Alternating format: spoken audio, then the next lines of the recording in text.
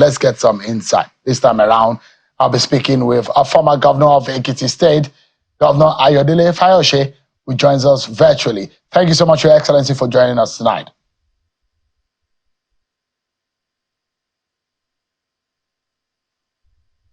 Governor Fayose, can you hear me? Yeah. Hello? Yeah, hello, we can hear you. Oh, Shemo, are you done? I just want to be sure you are done. I am here. Good evening, Nigerians. Thank you so much for joining us this evening. Let's begin the conversation tonight. And you as a former governor, when you hear, it does look like a democratic drums of war in the sense that when the people are agitated, those who are the critical mass are saying they are hungry and they are going to march the street. In your own mind, what does this bring up? Is this the ineptitude of government, incapacity of the government, or what exactly do you think this could bring up? Well, so thank you once again. And let me tell you again that I speak for myself. I speak for those who believe in my judgment and my opinion. And I stand here to say that before now, I have spoken for Nigerians.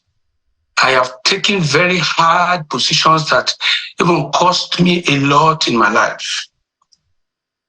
But by God's grace, at over 60, we are statesmen. We will not look away and allow this country to go down.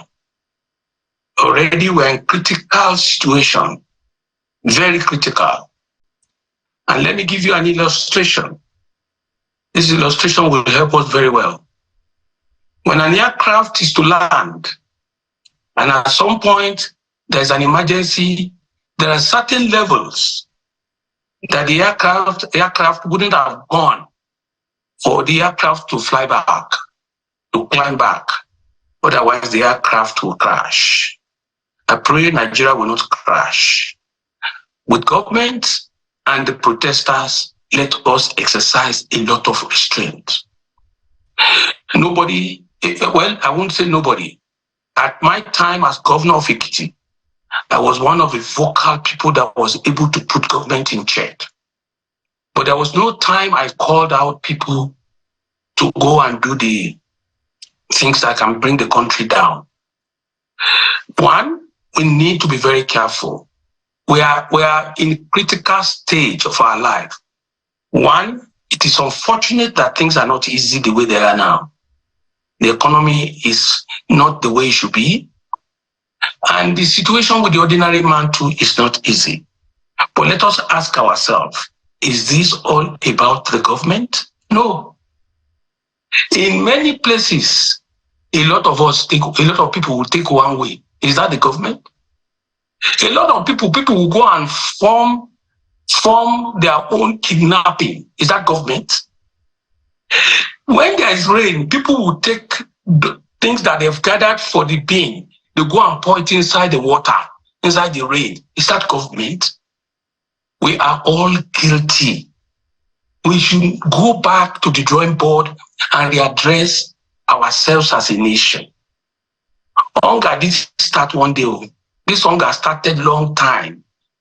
That was why they had a rally at the time. They said Jonathan must go. Jonathan left. That hunger did not stop.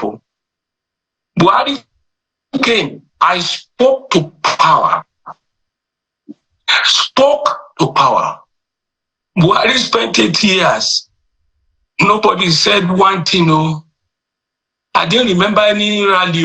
I didn't remember during Buhari's regime. Buhari did all he had to do. When I left office, dollar was less than 300. And when you look at the ratio when Buhari was leaving, it has gone up. Nobody held Buhari to ransom until the day he left. Nobody. The simple reason is this: a gentleman and a man who does not talk. When you go out, look at what they went to do at Lekki. I want to appeal to all of us. Let us be very, very careful. So, I mean, when you apologies, Governor Fayose, to Bodin. there are those who believe that in the last 1 year, our nation is not on the right trajectory.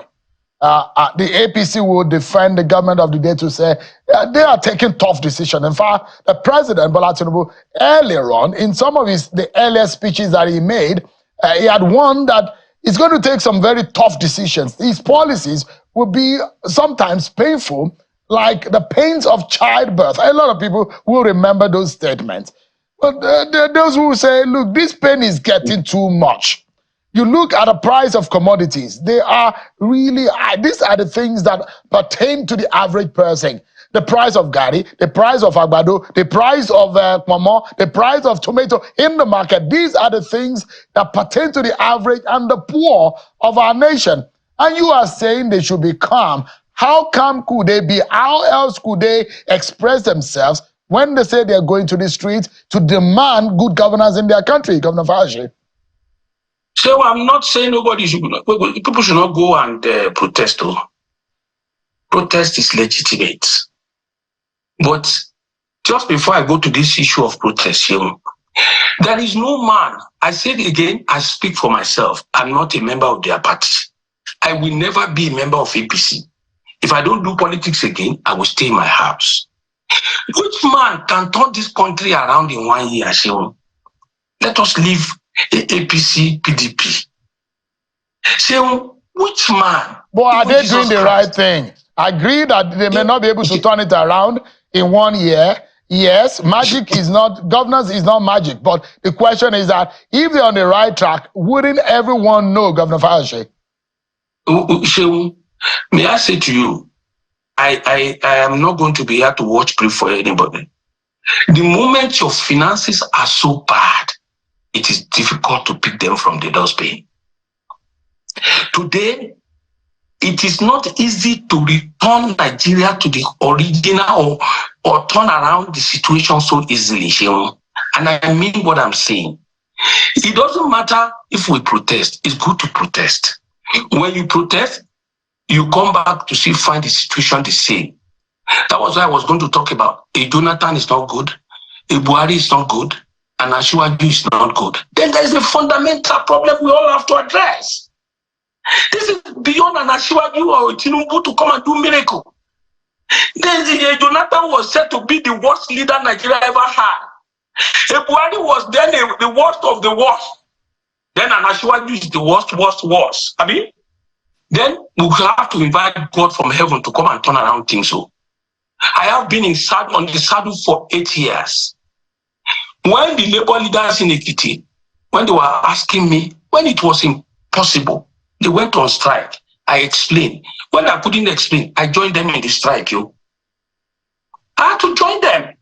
Every allocation that comes, I give it to them. Go and appropriate. People can go to the street, but don't let those that will hijack this protest turn it to where people will now imagine you want to take government from Asiwaju. The perception now is there that is a coup. Really? Is that what is going on? That is the perception everywhere.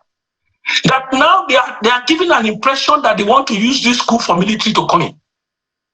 If you are not hearing things, we're on the ground. We are ears to the ground. And there's no government that will allow them to come and torpedo his own government. It is good that Asiwaju himself had admitted that protest is good. But the people protesting should remember the consequences if the way they are politicizing it. In Kenya is a small country. There is no Muslim, Christian dichotomy there. There is no North-South dichotomy. If people are copying Kenya, they must be careful. Then a lot of people having business, we call it watch out, before they start looting. It happened in South Africa before.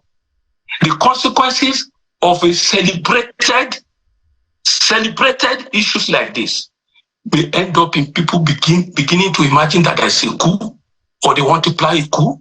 And there's no leader that will allow himself, his leadership to be taken by force. I mean, if there are coup mongers in our country today, one will think that that is an archaic That's a very bizarre.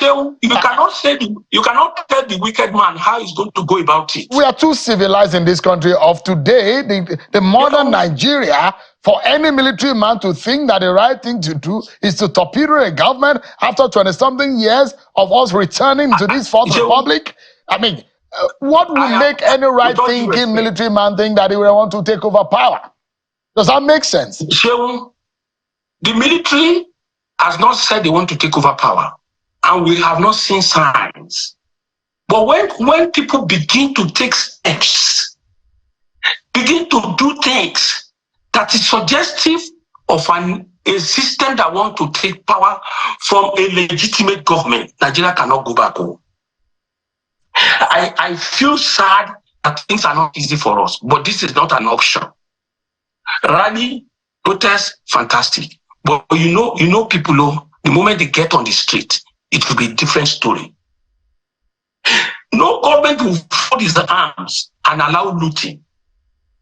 No government will allow itself for people to take over the whole system of their hands. But Governor Fayose, let me ask you, I mean, for as a benefit of someone who has been in government for 8 years, perhaps we know if there are signals of performance of a government.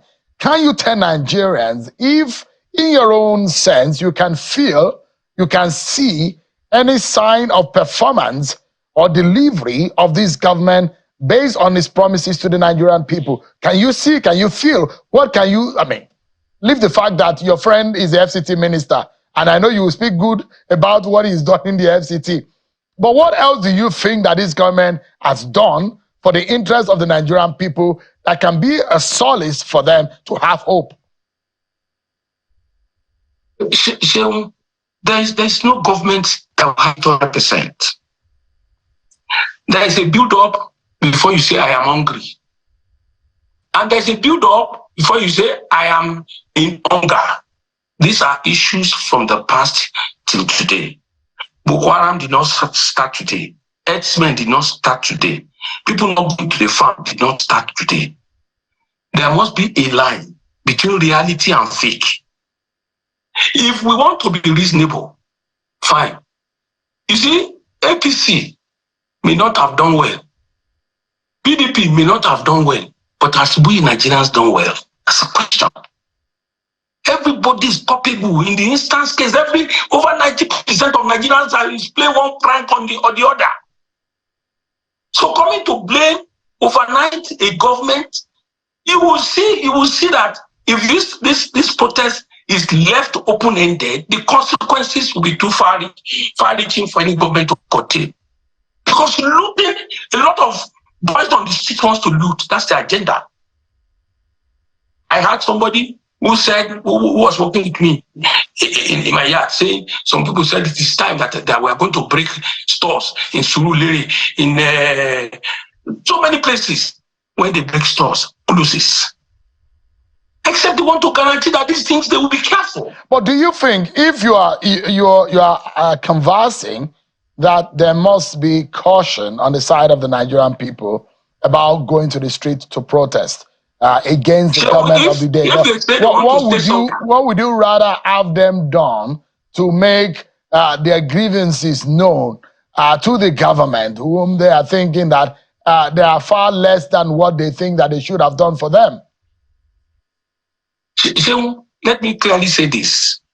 This protest is good for government to be called to order in whichever way. But if they tell us we are going to stay at Fajuyi Park in Ado-Ekiti and make our grievances known, perfect.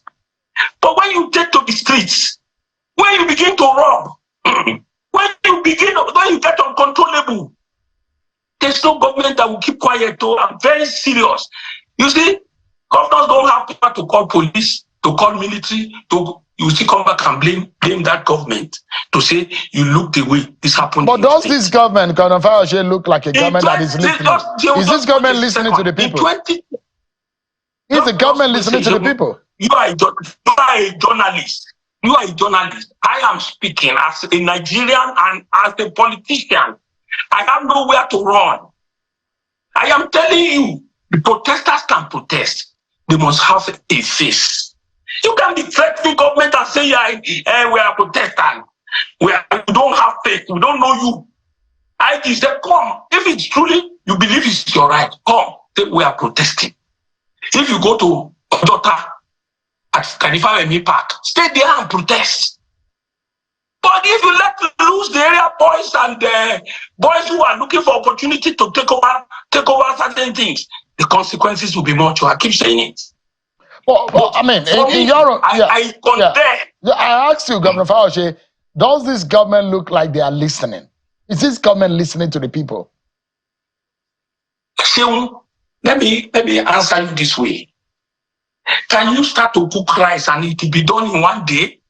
Even this Dangote thing last week when I came on the phone, when I came on this your program, I told you I heard somewhere they were trying to bomb Dangote refinery. And I said that the Kaaba are planning to make sure that this Dangote business refinery does not succeed. Is that Ashiwaju? Is that government? And they are collecting money at the point of loading. They are threatening the man. It was 2-3 days after everybody started speaking up. So we can't blame government alone. Majority of Nigerians, if you give them opportunity, they will build the company and make money. Ashiwaju will not go and carry gun. He will not carry gun to be police. He will not carry gun to stop people taking oil. And Nigeria is a very difficult country to govern. We all know that. If a man is to spend 4 years, give him a mid-term. Give him a mid-term. That is my view. The little they can do couldn't have been sufficient enough right now for anybody to say you must bring down that government. Because there must be a motive. There must be a motive. You must be guided. Governor Fayose, what would you say? It's a difficult time in the country today. And there are a lot of people perhaps who don't even have hope of what to eat tonight. As your final word on the program, what would you say is a way forward? What do you think the government should do to alleviate the suffering of the many, many millions of Nigerians who tonight are looking for hope? Let me say this. Maybe this will now be a better way to represent my mind. I went to one state in the north, and I don't want to mention the name of that state. I was there for 3 days. In the course of my stay, I got familiar with people in that part of the government house that I stayed. So I sat outside and we started speaking to 1 or 2 people. And the gate man told me, he said, how long have you been in government work? He said he has spent 26 years. So I said, good. What is your salary? He said, Megida, kudi small. I said, how much? He said, it's 34,000. I said, how many children do you have? He said, he has 16. How many wives? He says, 4. My brother, problem is inside,